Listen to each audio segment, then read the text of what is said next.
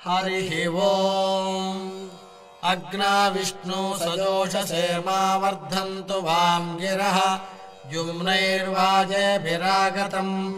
वाजश्च मे प्रसवश्च मे प्रयतिश्च मे प्रसितिश्च मे धीतिश्च मे क्रतुश्च मे स्वरश्च मे श्लोकश्च मे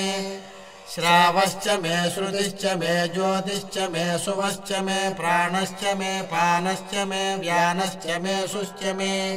चित्तम् च आधीतम् च मे वाक्च मे मनश्च मे चक्षुश्च मे श्रोत्रम् च मे दक्षश्च मे बलम् च महोजश्च मे सहश्च म आयुश्च मे जगा च म आत्मा च मे तनूश्च मे शर्म च मे वर्म च मेऽङ्गानि च मे स्थानि च मे परोगुंषि च मे शरीराणि च मे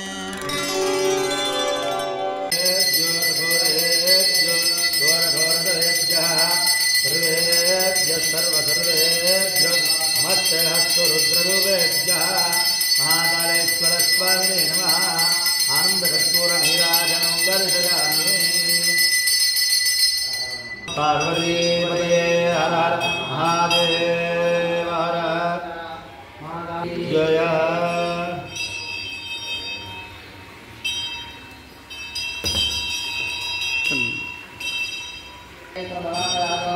जय